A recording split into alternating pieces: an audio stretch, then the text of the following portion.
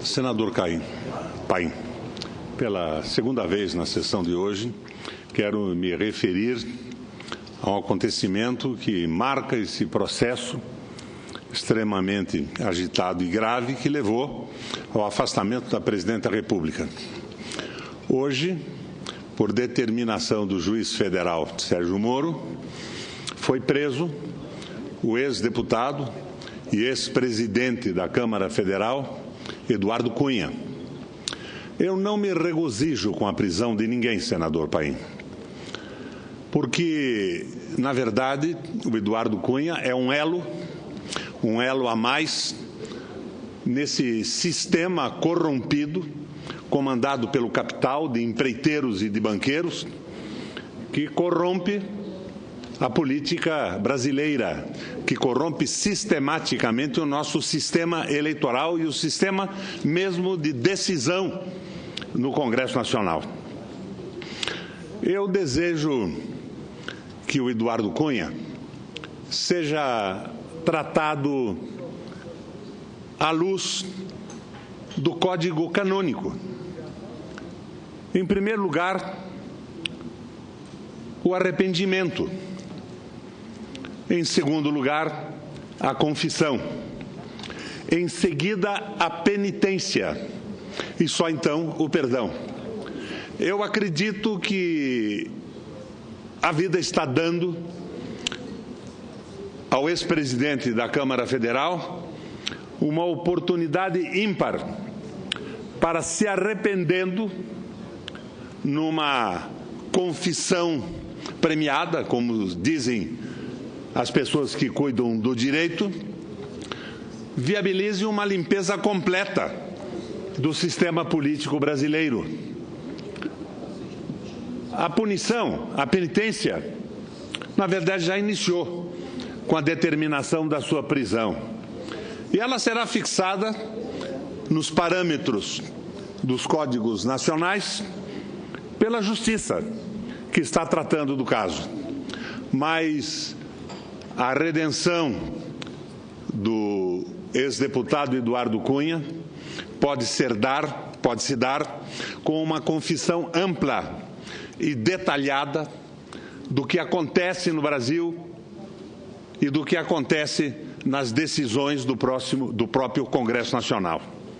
E isso viabilizaria não só a redenção à luz do Código Canônico, como o agradecimento da opinião pública nacional, porque nós estaríamos afastando os pressupostos que estão nos levando a esta política neoliberal que está solapando a soberania e a dignidade nacional, que está viabilizando a criação de um Estado mínimo que nunca foi discutido com a população.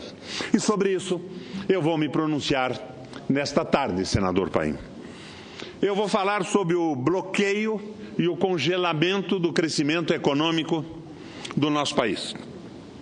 A proposta de emenda constitucional, que se tornou conhecida como PEC 241, reflete o absoluto distanciamento da tecnocracia neoliberal que decidiu impô-la ao Congresso Nacional e, em particular, ao Senado da República, da realidade nua e crua do Brasil, da cidadania brasileira.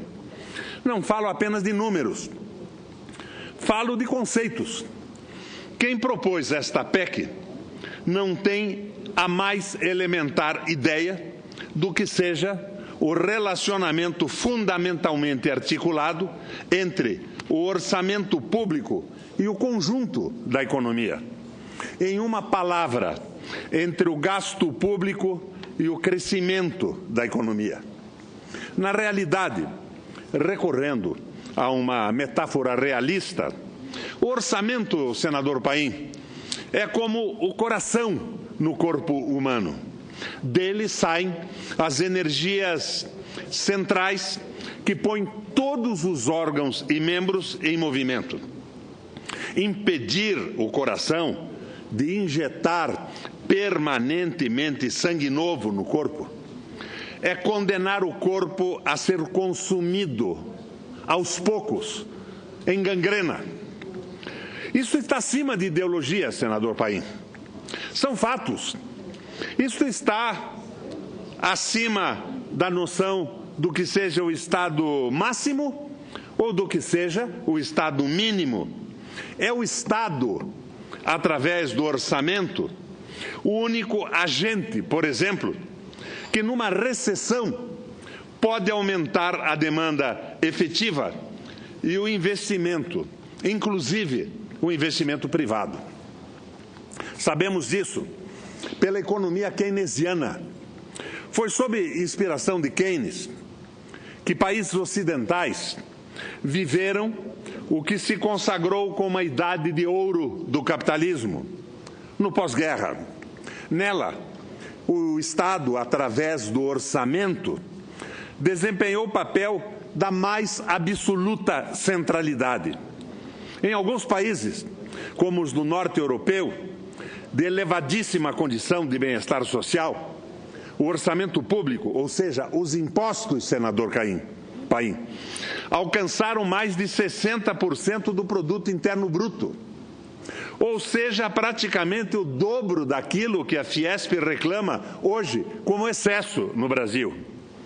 A partir dos anos 80, regrediu na Europa o papel do Estado e prosperou a especulação financeira absolutamente estéril. A PEC 241 traz evidentes ameaças ao custeio de funções essenciais do Estado.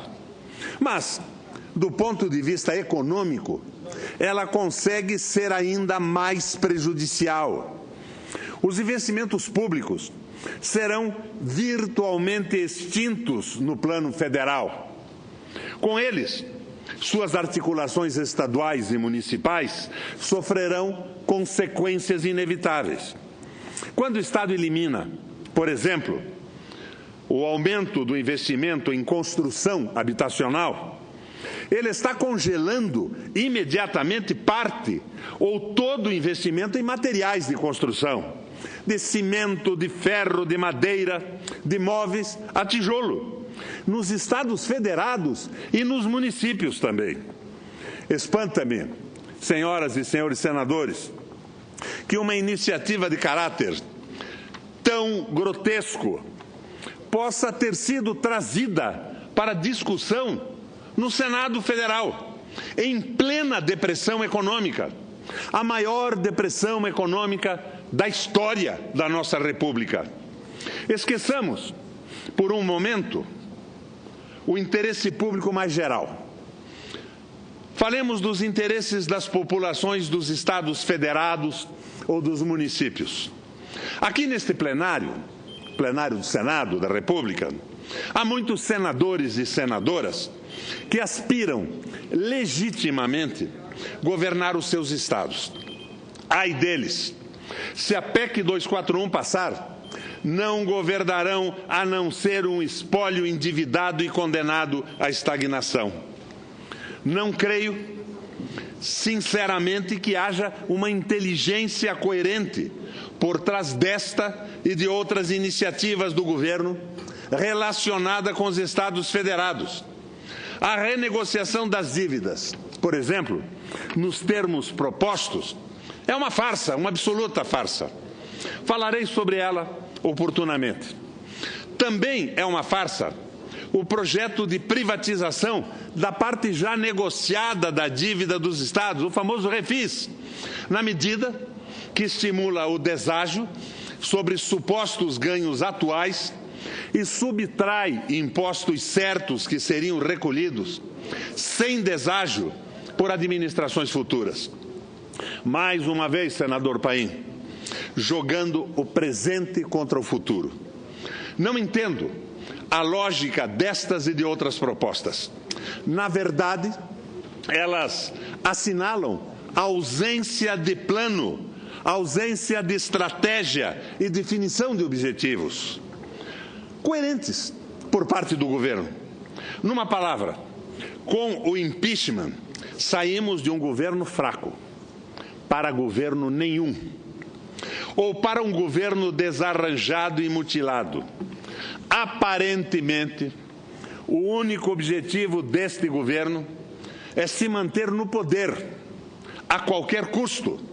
E mesmo isso é uma dúvida, na medida em que há claras fissuras nos partidos que haviam se comprometido a lhe dar sustentação. Os 35 partidos que existem no Brasil, 27 dos quais no Congresso Nacional. Alguns dando claros sinais de cansaço, exceto, é lógico, naquela Câmara aglutinada pelos expedientes do Eduardo Cunha, que ainda se mantém, para o horror de toda a sociedade brasileira. Eu peço, então, às senhoras e senhores senadores que reflitam detidamente sobre a PEC 241. Ela não serve para o Brasil. Consultem especialistas independentes, cidadãos imparciais, pessoas comprometidas realmente com os interesses nacionais. Todos dirão que ela não serve para o Brasil e para nenhum outro país do mundo, em especial, senador Paim, a países em desenvolvimento que precisam desesperadamente de investimentos públicos. Os que propuseram a PEC 241 ao Executivo, fazendo com que ela fosse aprovada pelos artifícios típicos do Eduardo Cunha na Câmara, não têm compromissos com o Brasil. E o Senado, numa atitude suprapartidária, deve dizer não a essa PEC em homenagem aos interesses do povo brasileiro, à nossa dignidade e à nossa soberania. E que Deus ilumine, a partir desse momento, Eduardo Cunha. Que, como no Padre Vieira, surja nele um estalo embalado pelo arrependimento e que ele denuncie todos os partífices da corrupção do sistema político brasileiro, que continuam, ao que tudo indica, comandando interesses geopolíticos que não são os nossos e definindo políticas contrárias ao interesse da soberania, dos trabalhadores e do nosso povo. Valeu, presidente. Agradeço pelo tempo nesse fim de tarde em que nós aqui isoladamente estamos conversando no plenário do Senado Federal. Mas através da Rádio Senado e da nossa televisão estamos conversando com a sociedade civil brasileira. Valeu, muito obrigado, senador Paim.